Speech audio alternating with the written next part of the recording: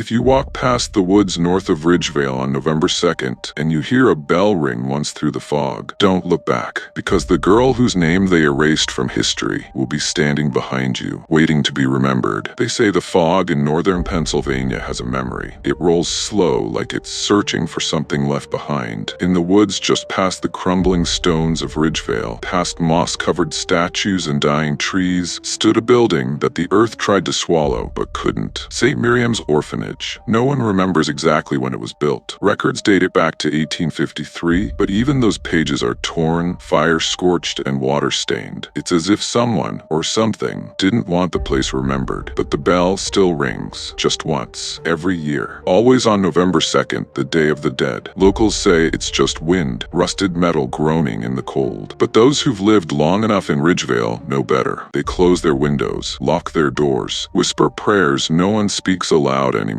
Because they remember the children, they remember the screams, and they remember Elsie Thorne. In the early days, the orphanage was built with good intentions, a sanctuary for children left behind by war, disease, or cruelty. But the cold stone walls of St. Miriam's didn't protect innocence, preserved suffering. The building was 3 stories tall, carved from blackened timber and gray stone. Fog clung to its base like vines, and no matter the season, it always smelled like rain, dust, and wax. Tall, narrow windows peered down like hollow eyes. The chapel bell tower loomed above all, broken and silent, or at least it should have been. Inside, silence was law, and Sister Agatha was judge, jury, and executioner. Called her a nun, but her cruelty had nothing holy about it. Her habit was dark as soot, and her eyes sharp, pale gray, like moonlight on a blade. She didn't shout, she whispered, and somehow that was worse. To speak during meals was to be locked in the reflection room, a narrow closet with no window, no candle, and no sound. Some girls stayed in there for hours, others for days. "We must kill the noise to hear God," she would say, voice soft as a prayer, hands folded gently, even as her punishments broke young spirits. But even Sister Agatha hesitated when Elsie Thorne arrived. Elsie was 9 when the priest brought her to the orphanage in October 1886. She had been found wandering the woods alone, barefoot, her dress scorched at the hem. Her family's farmhouse had burned to the ground the night before. No one else survived. She hadn't spoken since. Sister Agatha raised one brow at the silent girl, then placed a hand on her head. Another soul, lost in flame. Perhaps silence will suit her. But silence didn't suit Elsie. It became her. Unlike the other girls, Elsie didn't fear the rules. She didn't flinch when punished. She didn't cry in the dark. She watched. She listened. She whispered. Late at night, she stood near the attic door, a door that had been nailed shut since 1879, after 3 girls vanished during a winter storm. Their names were never spoken again. Their belongings still sat untouched, hidden in the locked trunks under their old beds. The attic was off limits, but Elsie would press her ear to the door and smile. Soon the other girls noticed the change. The fog grew thicker, colder. The candles in the chapel flickered without wind. Books fell off shelves. Shadows moved where there were none. One of the older girls, Margaret, said she heard whispering one night. From the walls, from the floors, from under her pillow. She followed the sound to the chapel just after midnight. The air was ice. Her breath turned white, and the crucifix had fallen from the wall. Below it, in the candle ash, was a name. Elsie. Margaret vanished the next day. Sister Agatha said she ran away, but the bed sheets were still warm. Her shoes were neatly placed, her Bible untouched. Only one thing remained, a pale blue hair ribbon caught between 2 floorboards. No one spoke about it again, but the bell creaked in the tower, and Elsie smiled. From that day forward, silence was no longer peace. It was a warning, because the walls had learned to whisper, and the fog had begun to remember. The morning after Margaret vanished, the orphanage was quieter than usual. No one dared speak her name. No one asked where her bed had gone, or why Sister Agatha ordered her belongings burned before sunset. The girls said nothing, but their silence was no longer the kind the headmistress demanded. It was born from fear. Elsie was already awake when the sun rose. She stood barefoot beside her bed, fingers gently tracing the wooden wall beside her bunk. Her pale blue eyes followed invisible lines in the grain, as if reading something only she could see. She didn't speak. She rarely did, but lately it felt like she didn't need to. Sister Agatha entered the room as always, gliding silently like smoke in a black veil. Her eyes scanned the beds. "Prayers," she whispered, then silence. But silence now felt different, like the house itself was holding its breath. By the end of that week, the girls noticed more changes. The candles in the chapel refused to stay lit. Sister Agnes, who tended to morning devotionals, would light them only to find them snuffed moments later. The flames vanished without smoke, as if swallowed whole. The schoolroom, chalk shattered mid-sentence, leaving unfinished prayers prayers on the board. The rosary beads in the prayer box had turned ice cold. When Ruth held one up, her hands trembled. "It's like someone died with this," she whispered to the girl beside her. But there was no answer, only wide eyes and the quiet creak of the ceiling above. That same night, a girl named Frances awoke to the sound of scratching. Not outside the walls, but inside. It was faint, like a rat behind the paneling. But then she heard it again. 4 knocks, a pause, then 2 more, then silence. She pressed her ear to the wall. "Elsie," came a whisper from within the wood. She screamed. Sister Agatha punished her without hesitation. Frances was locked in the reflection room, the narrow closet behind the chapel with no light, no chair, no window, just a crucifix nailed crooked on the wall. The next morning, when Frances was finally released, her fingernails were torn and her eyes bloodshot. She didn't cry. She didn't speak. She only muttered, "They're listening. They're all in the walls." From that day forward, Frances refused to sleep in her bed. She slept under it, curled like a trapped animal. And Elsie, still silent, began humming. Not loudly, not during the day, but after lights out, when the only sounds were the settling groans of the old orphanage and the distant cry of owls, a soft melody floated through the dorm, a lullaby, strange and old. No one knew where she had learned it. The tune made no sense. The rhythm stumbled, the notes dissonant, but it looped over and over until the girls started covering their ears to sleep. Some said the tune came from the attic, but the attic had been nailed shut for nearly a decade. Morning, Ruth vanished. The frost on the windows hadn't melted, even after sunrise. The firewood in the main hall crackled, but no heat touched the skin. The orphan stayed quiet, wrapped in thin gray shawls, eyes shifting toward the empty bed that once belonged to Ruth. It was made neatly, too neatly, as if she had never slept in it at all. But they all remembered her scream, a single sharp cry, like someone being dragged away in their sleep, and the handprint still smudged in ash on the inside of the glass. 5 crooked fingers, almost too long. Sister Agatha had ordered it cleaned before dawn, but even after scrubbing with lye and cloth, a faint outline remained, always reappearing when the room was cold. That afternoon, Elsie was found in the chapel, sitting directly beneath a broken crucifix. No one knew how she got in. The doors were locked. Sister Agnes, trembling, claimed she had heard humming again during her morning prayers. The same strange lullaby, low and slow, like a song played backward. When she entered the chapel to investigate, she found Elsie sitting still, her hands covered in soot. At her feet were scattered flower petals, dead ones, old, decayed, as if taken from a grave. When Sister Agatha saw the scene, she struck Elsie across the face and dragged her to the reflection room again. "Your silence has become rebellion," she snapped. Elsie didn't flinch. She didn't cry. She only stared at the cross above the altar, now crooked and hanging by a single nail. Later that night, the attic door swung open. No one opened it. The nails were found on the floor, not pried loose, but melted, blackened ends, like they'd been burned from inside. Father Doyle's journal, which had been left in his room, was missing. In its place, someone, or something, had placed a rosary, wrapped in long, pale strands of hair, the same kind of hair Elsie had. Meanwhile, Sister Agnes began to change. Her voice cracked during prayer. Her hands shook when lighting candles. She started muttering to herself during mealtimes, quoting scripture that didn't exist. One morning, the girls found her kneeling in the hallway, scratching the words, "Silence is not peace," into the wood floor with a broken crucifix. She didn't remember doing it. That evening, she vanished too. Only her habit remained, folded neatly on the chapel pew with a small pile of ash beside it. The girls were terrified now. The older ones whispered about a curse. The younger ones refused to sleep near the walls. One girl, Lydia, swore she saw Margaret outside in the fog, just standing in the field. But when she tried to run to her, she passed through the mist and found nothing. Only a single ribbon, red with blood, caught on a dead branch. Margaret's ribbon. The night after that, something began scratching from under the floorboards. It moved, room to room. Each girl heard it when it was their turn to sleep alone during chapel prayers. It never spoke, not anymore. It just scratched. Elsie, still locked in the reflection room, had begun drawing on the walls with ash and wax. Strange symbols, circles and lines, crisscrossed with X's and spirals. One shape appeared over and over, a crooked eye, with 6 lashes on each side. When Sister Agatha opened the door to scold her, she froze, because behind Elsie, the drawings had formed a face, wide, round, ancient, not drawn by childlike hands, drawn with purpose. She slammed the door and sealed it with chains. "Demon," she muttered under her breath. "She's the vessel." That night, thunder returned. A storm raged for hours, and through the wind and crashing trees came the unmistakable sound of the orphanage bell. It hadn't rung in 10 years. The rope had rotted, yet now it tolled deep and slow, echoing across the hills. Boom, boom, boom. Lydia was the first to hear hers. It came from the dormitory wall just behind her bed. "Lydia!" Soft, sweet. The familiar. She thought it sounded like her mother's voice, though her mother had died before Lydia ever arrived at St. Miriam's. She followed it quietly down the creaky hall, through the laundry room, into the cellar. The door closed behind her. She never came out. All that remained was her nightgown, folded at the foot of the stairs, and a thin trail of blood that led into the furnace, which hadn't been lit in months. Meanwhile, Father Doyle had returned. He had heard the bell from the village and knew something had awakened at St. Miriam's. When he entered the orphanage, halls were darker than usual, despite every candle being lit. He went directly to the chapel. There on the altar he found his missing journal, open to a page he didn't remember writing. In his own handwriting it read, "The vow was broken in 1881. One child remembered, one was chosen." Beside the page, a single candle burned. Its flame cast a shadow behind him, one that didn't match his own. Back in the orphanage, the girls had begun marking their doors with chalk crosses. But each night the crosses were erased. The younger ones stopped speaking altogether. The older ones whispered about a tale Sister Agnes once told of an orphan girl many years ago who died during confession. The priest had locked the confessional door and never opened it again. They say she made a vow before she passed, a vow that no one kept, and now she was collecting names. That same night, Miriam, the girl who saw Elsie in the chapel, had a dream. In it, she walked through the orphanage, but everything was upside down. Ceilings were the floors, the walls bled ink, and at the center of the main hall stood Elsie, her mouth sewn shut, eyes weeping black tears. Elsie raised her hand and pointed behind Miriam. There stood Sister Agatha, her face young again, too young, and her hands holding a baby wrapped in funeral cloth. When Miriam turned around, the baby was gone. The cloth floated upward and formed a word, "Vowkeeper." Miriam awoke screaming, her hands covered in soot, and the bed sheets wrapped tightly around her neck as if something had tried to choke her in her sleep. Father Doyle began digging into the records. Old birth logs, construction permits, death certificates. He found something strange. In 1881, St. Miriam's was shut down for a full year. No reason listed, no children registered. When it reopened in 1882, the documents listed Sister Agatha as the new headmistress, but she was already listed on the staff roster in 1875 as a student, a child. He checked the photo. She hadn't aged a day. That evening, Doyle confronted her. "You were one of them," he said quietly. "One of the orphans." Sister Agatha's hands trembled, but she smiled, a thin, cracked smile. "I was the one who lived," she whispered. He demanded answers, but she only replied, "I kept the vow. They broke it. Now the walls remember." She turned to the window where fog had begun to rise again. "It's too late. She's already awake." Down in the cellar, behind the rusted furnace, a door creaked open, one that wasn't there before, and from the darkness beyond, a child's voice whispered, "Come play, Agatha." The past was no longer buried. The cellar door had always been bricked shut. At least, that's what the records claimed. But now, where once there was only stone and dust, stood a narrow opening, its frame twisted, lined with splinters. The air that flowed from it wasn't just cold, it was ancient. It smelled of wet cloth, scorched wood, and something sickly sweet, like rotting lilies. Father Doyle lit a lantern and stepped inside. Behind him, the cellar door closed on its own. The passage descended, deeper than any blueprint of St. Miriam's ever showed. The walls were narrow, barely wide enough for one person. Carvings lined the stone, not words, but scratches, like someone had dragged fingernails across the rock over and over again. A single phrase repeated along the edges, etched in soot. One promise, one price, one forgotten. And then the stairs ended. He entered a chamber with a dirt floor, lined with crumbling pews and melted candles. At the front of the room stood a mirror, tall and oval-shaped, cracked from corner to corner. It wasn't dusty like the rest of the space. It gleamed, untouched, as though someone still used it. As he stepped closer, he saw that the mirror didn't reflect the room. It showed the orphanage, but as it was in 1881, pristine, freshly built, full of children laughing, running, then fire, screams, and one girl standing still in the chaos unburned. Her mouth moved, but the glass made no sound. Only her final whisper scratched across the mirror in blood. "I made a vow, and they left me to burn." Upstairs, Sister Agatha gathered the remaining girls in the main hall. She told them they were forbidden from praying, that no one was to speak another word until morning. She paced the hall with a candle in one hand and a silver cross in the other. Her shadow warped on the walls behind her, stretching long and crooked like a marionette dancing. "I told her I would stay," she muttered. "She trusted me. She gave me the name." The girls sat frozen, because now the mirror from the cellar appeared above the fireplace, where no mirror had ever been, and in its reflection there were more more girls than in the room, old ones, pale, watching, silent. Miriam, hidden behind the staircase, held the old photo of the orphanage from Father Doyle's journal. She stared at the faces. One caught her eye, a young girl with sunken eyes, her name faded on the back, but etched faintly in ink, E.V. Miriam flipped the image and rubbed the corner gently. Beneath the dust, another line appeared, in the priest's own handwriting. Evelyn Voss, the girl who made the vow. Back in the underground chamber, Father Doyle knelt before the mirror. He whispered a prayer for Evelyn, but the mirror began to shake, and instead of his own reflection, he saw a burning chapel. Sister Agatha, younger, panicked, dragging a girl out by the arm, while others screamed behind sealed doors. The flames consumed everything. Then, silence. The final image. Agatha locking the chapel doors from the outside and walking away. The truth was clear now. Agatha had saved herself and let the others burn. She made a deal to protect herself and carry on the orphanage. But in doing so, she broke the sacred vow she made with Evelyn, a vow to stay with her until the end. Evelyn had been left behind, forgotten, betrayed, and in death, she remembered everything. That night, each remaining girl awoke to find a small doll at the foot of her bed. Each doll was identical, stitched from ash gray cloth, button eyes, and stitched mouths. But the names sewn into their chests were different, their own names, and beneath each doll, written in crayon and blood, "One of us now." In the reflection room, chains rattled, not because someone was locked in, but because something had returned. The chalk drawings of eyes and symbols had deepened, almost carved into the wood, and in the candlelight, the ash on the walls began to move, swirling into new words. "He knows the truth. He cannot leave." At the chapel bell tower, a figure climbed the ladder. Sister Agatha. Her face was wet with tears. She whispered Evelyn's name over and over, her voice breaking. "I'm sorry. I didn't want to burn. I was just a child." The bell ropes began to twist around her legs, and from the rafters a voice whispered, "But I was burning, and you promised you'd stay." Agatha screamed. The bell tolled once, then silence. The bell's echo faded, but its effect remained. Every window in the orphanage cracked, not shattered, just fractured, as if reality itself was splintering. The girls covered their ears, but the sound wasn't just in the air. It was inside them, in their spines, in their teeth, in the hollow parts of their hearts they didn't know existed. And somewhere beneath the orphanage, Evelyn's voice awakened. Miriam stared into the mirror above the fireplace, unable to look away. Her own reflection didn't move. It simply stared back,